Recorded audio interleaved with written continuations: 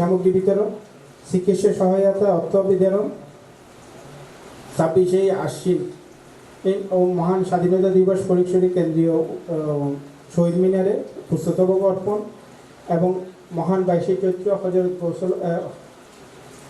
হজরত গোলামুর রহমান মেজবান্ডারি প্রকাশ বাবানের কদ্দাসিল্লা আজিজের ওরস উদযাপন এবং পবিত্র রমজান মাসে ইফতার সামগ্রী বিতরণ, ঈদ সামগ্রী বিতরণ এবং শিক্ষা সামগ্রী বিতরণ, চিকিৎসা সহায়তা, বিবাহ সহায়তা, বৃক্ষরোপণ কর্মসূচি এবং দুস্থ সেবার মধ্যে ভিটামিন এ ক্যাপসুল বিতরণ এবং অক্টোবর মাসে 26শে আশ্বিন বিশ্ব হলে শাহিনশাহ হযরত সৈয়দ জিয়াউল হক মেজবান্ডারি কদ্দাসিল্লা আজিজের ওরস শরীফ হিসেবে অংশ নেওয়া, নগদ অর্থ প্রদান এবং রোগীদেরকে যেটা দুস্থ সেবা হিসেবে আমরা দিয়েছি এবং বিবাহের জন্য আমরা দিয়েছি 3 জনকে এবং 10 জনকে শিক্ষা সামগ্রী আমরা বিতরণ করেছি।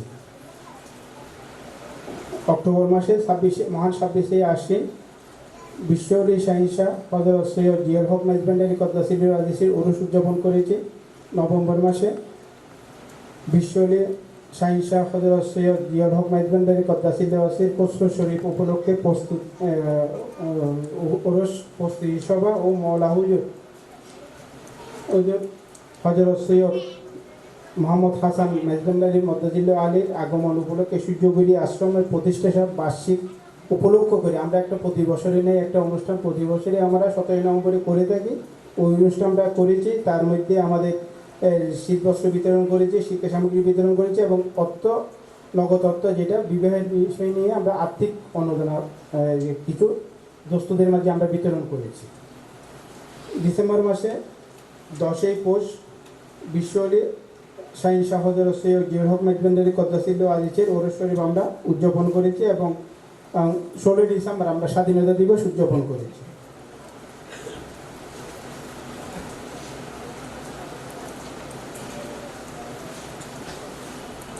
এবং জানুয়ারি 2020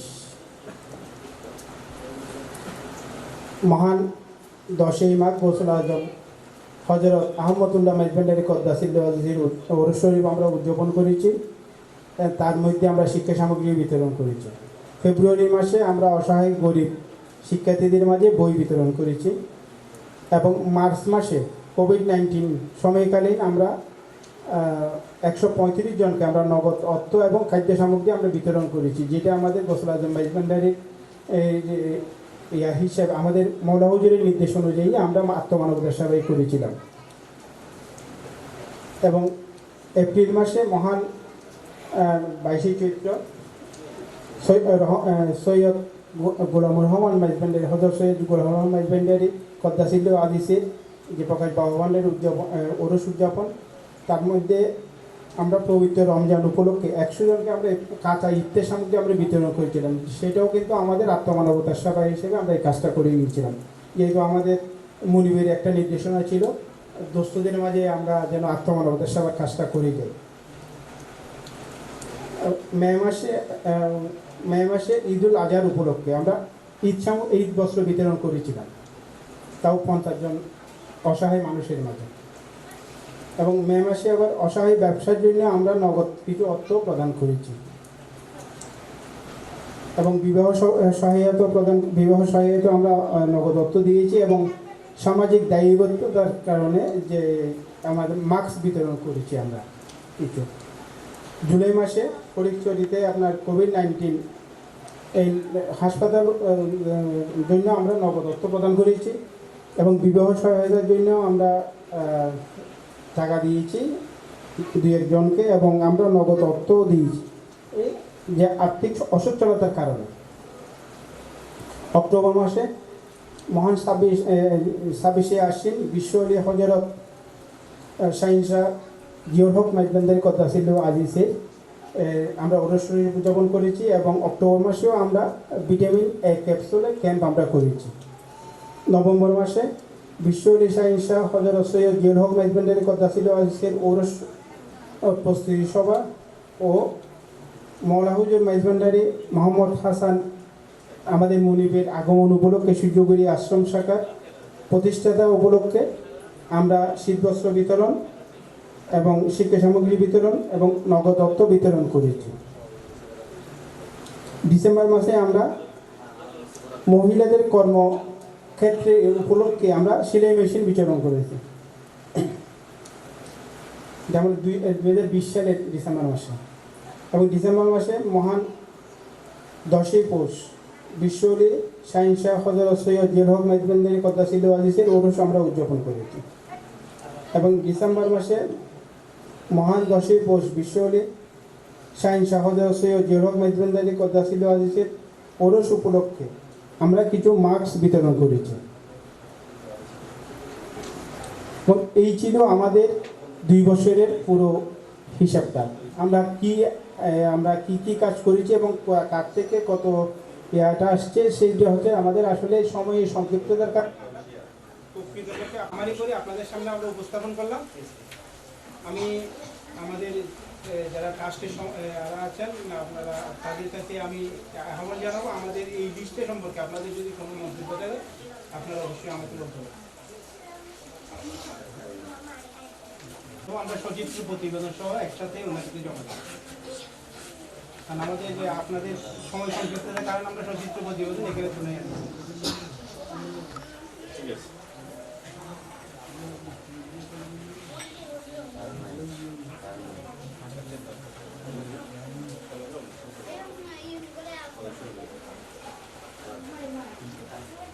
প্রদান করার জন্য অনুরোধ জানাচ্ছি অর্থ কমিটির সভাপতি, বর্তমান কার্যকরী কমিটির সভাপতি বাবু তরুণ কুমার আচার্য কৃষ্ণ মহোদয়কে।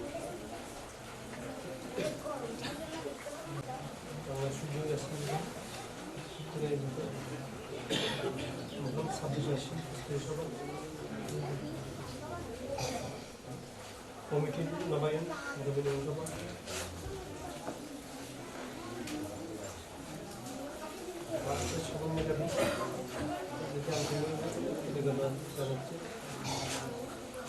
সদস্যবৃন্দকে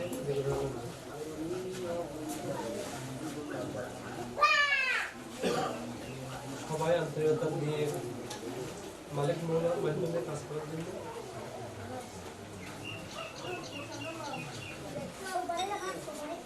আন্তরিকভাবে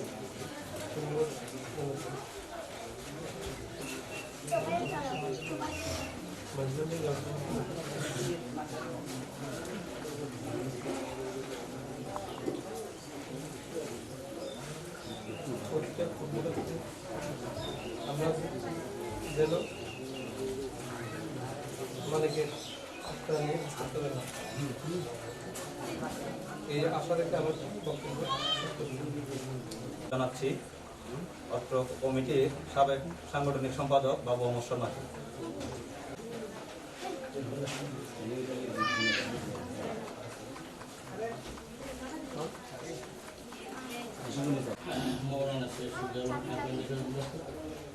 আসন্ন 26শে আশ্বিন মহান বার্ষিক উৎসবের প্রস্তুতি সভা উপলক্ষে আলোচনা সভা মাধ্যমিক সভায় সম্মানিত সভাপতি, উপস্থিত সমন্বয়ক এবং সম্মানিত সেক্রেটারি এবং আমাদের উপস্থিত সদস্য এবং সদস্যবৃন্দ এবং অন্যান্য অতিথিবৃন্দ, সবাইকে আমার আন্তরিক শুভেচ্ছা ও সূর্যগিরি আশ্রম সম্বন্ধে বলতে গেলে এটা একটা সনাতনী ধর্মাবলম্বী একটা আশ্রম।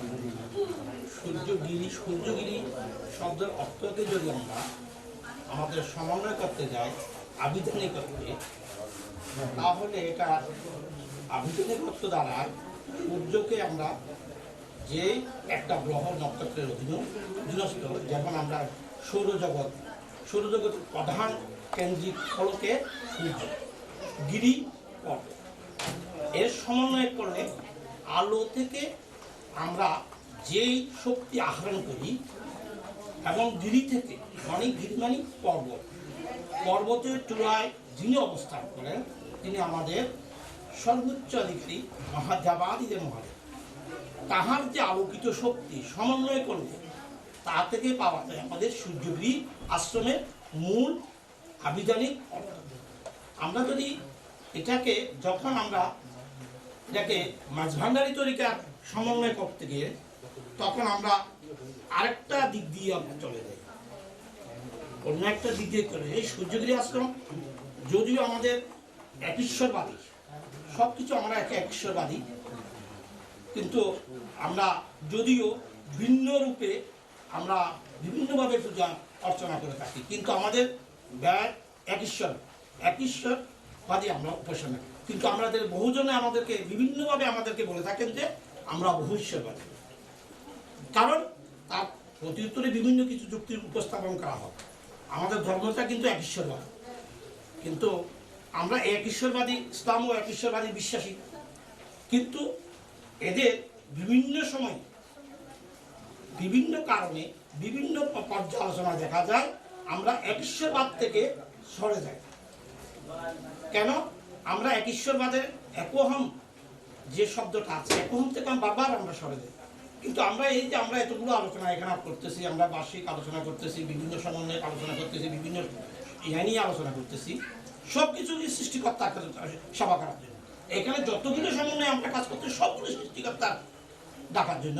সৃষ্টিকর্তা যা আমাদেরকে নিজে পৃথিবীতে পাঠিয়েছে তোমার সেবা করার জন্য, যা কিছুই করি না সব কিছু ওনাকে ডাকার জন্য, সব কিছুকে ওনার এই কর্মস্থলকে উনি আমাদের কর্মস্থলে পাঠিয়েছেন, আমাকে উনি বলছেন যে এই কাজটা তোমার করতে সম্ভব। আমি যদি সে কাজটা করে না আসি তাহলে আমরা সেটার মধ্যে আমি দায়িত্ব রাখবো।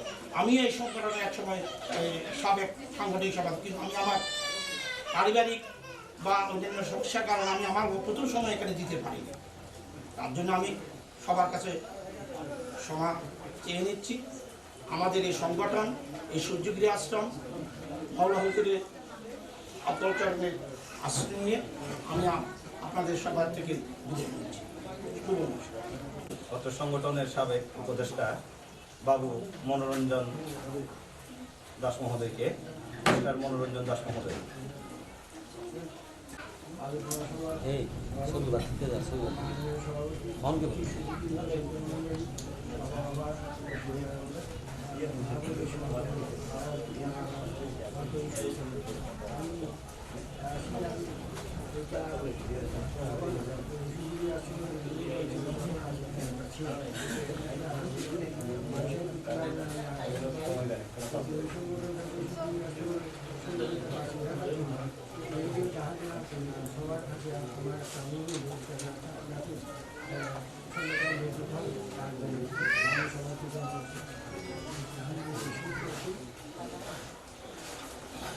জানাচ্ছি আপনার সংগঠনের সাবেক দপ্তর সম্পাদক বাবু দেবাশিস বসু মল্লিককে। বাবু দেবাশিস বসু মল্লিক। আমাদের ওই সভাপতি মহোদয় এর বিয়ারগুলো করতেন, লক্ষণের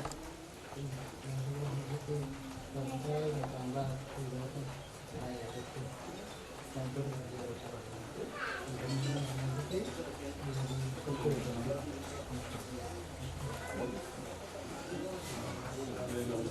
এই অনুষ্ঠানের নবগঠিত কার্যকরী কমিটি ঘোষণা করবেন ফটিকছড়ি কজনের সমন্বয়কারী জনাব মাস্টার কবির আহমদ মহোদয়। সবাইকে ভেতরে চলে আসার জন্য অনুরোধ জানাচ্ছি। বাংলাদেশ সূর্যগিরি আশ্রম সাহায্যে আয়োজিত আজকের মহোৎসব সমাজের সভাপতি উপস্থিত, আমার সহকর্মী ফটিকছড়ি কজনের সাংগঠনিক সমন্বয়কারী জালালউদ্দিন সাহেব, উপস্থিত আমার শ্রদ্ধাভাজন ব্যক্তিত্ব, আমার প্রিয় মানুষ, যাকে একবার ছোটকাল থেকে অনুসরণ করে আসতাম, বাঙালি দাদা, উপস্থিত পত্র সহায়ক কমিটির বিভিন্ন পর্যায়ের কর্মকর্তা, আশিক বৃন্দ,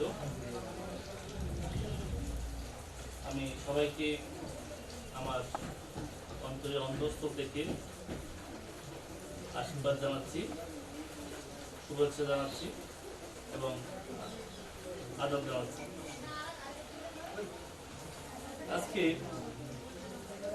এই মহৎ অনুষ্ঠানে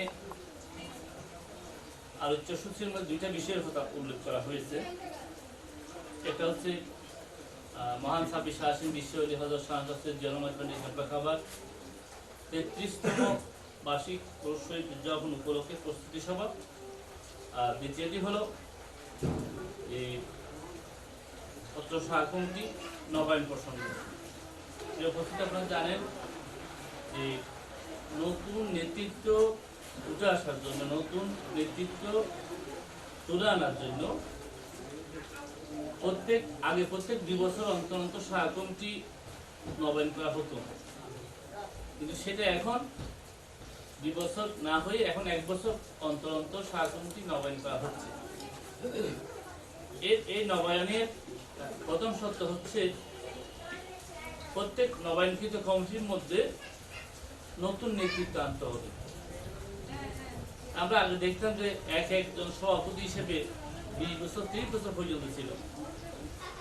যদি বলে আমাদের পার্শ্ববর্তী এই সহায়ক কমিটির পার্শ্ববর্তী একটি সহায়ক কমিটি বৃন্দাবন হাট শাখা, আফসার ভাই 1990 থেকে অদ্যাবধি পর্যন্ত সভাপতি। তাহলে কোনো নতুন নেতৃত্ব উঠে আসেনি। তারপর গত বছর বারবার আমি এবং জুলুভাই দুজনে বারবার ট্রাই করেছি নেতৃত্ব পরিবর্তন করার জন্য, কিন্তু উপযুক্ত মানুষ না থাকার কারণে সেটা সম্ভব হয়নি। আবার পুনরায় তাকে 1 বছরের জন্য সবাই আমাদের সামনে অঙ্গীকার করলো যে আর 1 বছর তাকে সময় দেন, 1 বছরের মধ্যে আমরা নতুন নেতৃত্ব তুলান। তাহলে আমি জানি এখানে প্রচুর সংখ্যক আমাদের আশেক ভক্ত রয়েছে, সভাপতি হওয়ার জন্য, সাধারণ সম্পাদক এবং অন্যান্য পদগুলো পূরণ করার জন্য যথেষ্ট উপযুক্ত মানুষ রয়েছে। আমি আশা করব এখানে নতুন নেতৃত্ব সুযোগ পাবে।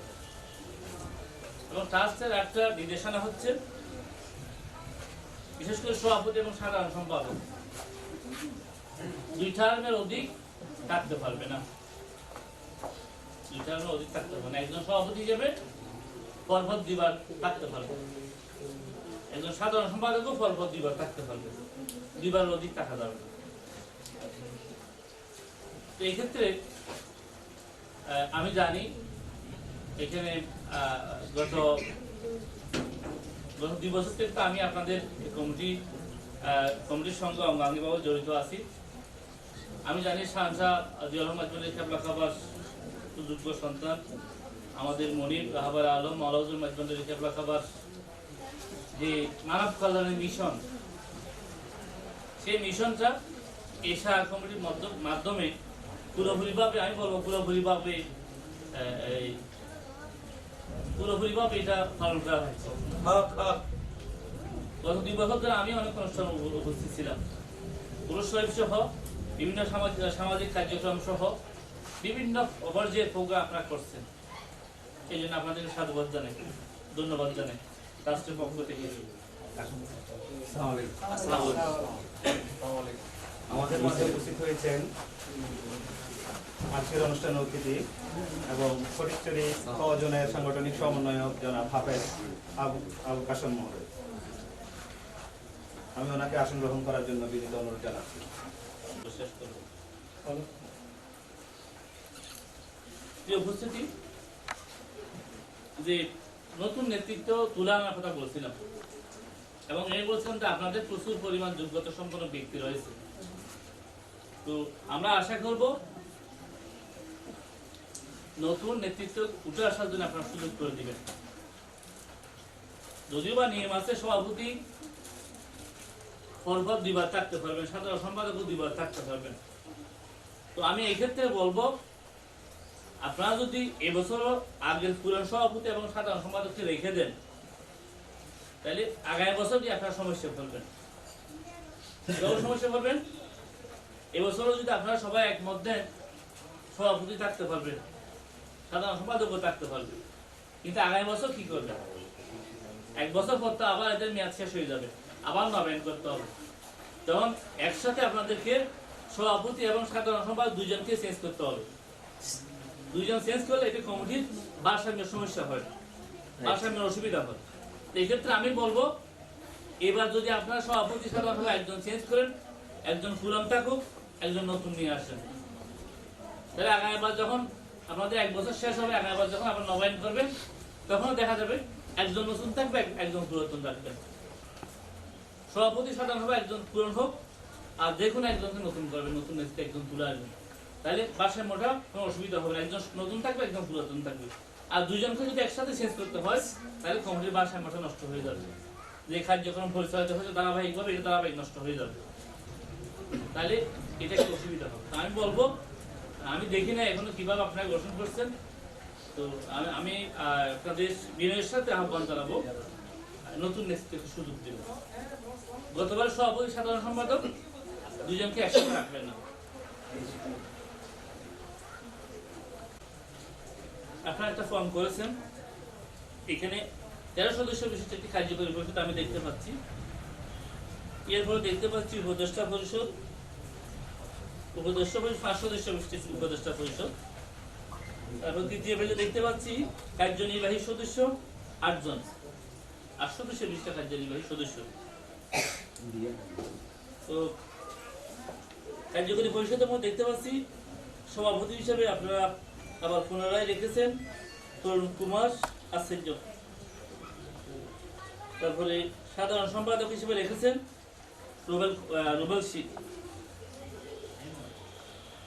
তো আমি যেটা সন্দেহ করেছিলাম কিন্তু এখানে ঠিক দেখা যাচ্ছে সেরকম সভাপতি এবং সাধারণ সম্পাদক দুজনকে আপনারা রেখে দিচ্ছেন। আমি বলবো এটা একটু কনসিডার করেন, একটু সুবিবেচনা করেন, একজনকে চেঞ্জ করে দেন। যদি আমরা তরুণ কুমার আচার্যকে সভাপতি হিসেবে রাখতে পারেন, রুবেল সিংকে সভাপতি করে দেন, একজন সাধারণ সম্পাদক নিয়ে আসুন, কোনো সমস্যা হবে না। অথবা আগে সভাপতি যিনি ছিলেন,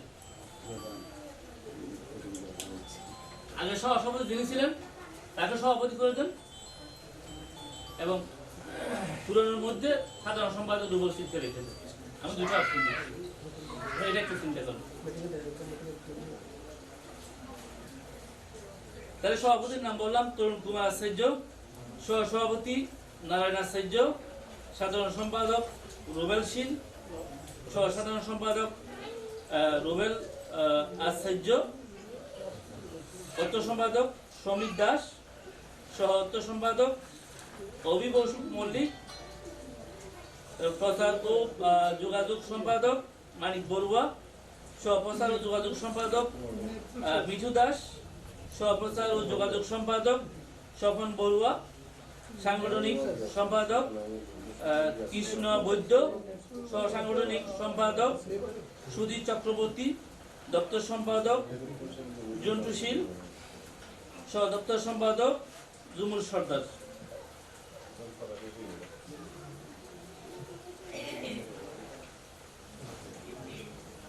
তারপর আপনার উপদেষ্টা পরিষদের মধ্যে জনাব আলহাজ M Sarwar Swapan, UP chairman Faindong পরিচরি। তারপর বাবু গৌতম সেবক বড়ুয়া, ইউপি সদস্য ফাইনদং পরিচরি। তৃতীয় জন হচ্ছে বাবু শান্তিপদ আচার্য, চতুর্থ উপদেষ্টা হচ্ছে বাবু গৌরাঙ্গ দত্ত, পঞ্চম উপদেষ্টা হচ্ছে বাবু রতন আচার্য। আর কার্যকরী নির্বাহী সদস্যের মধ্যে যারা আছেন তারা হচ্ছে নাম্বার 1 ডাক্তার বরুণ কুমার আচার্য বালাই, নমস্কার, দয়াল দত্ত, বিপ্লব চৌধুরী কাঞ্চন, নীলু দাস, উত্তম দাস, রাজীব আচার্য, লালু চক্রবর্তী, সুমন পাল। এইগুলো কার্যনির্বাহী সদস্য। আজকে ইনশাআল্লাহ আমরা নতুন কমিটি উপহার দিতে পারবো। শুধু আমি এটুকু বলবো, যারা নতুন কমিটিতে আসবেন, যে পুরান কমিটির যে ভালো কাজগুলো, ধারাবাহিক যে কাজগুলো রয়েছে কাজগুলো স্মরণ রাখবেন, ভালো কাজগুলো অনুসরণ করবেন।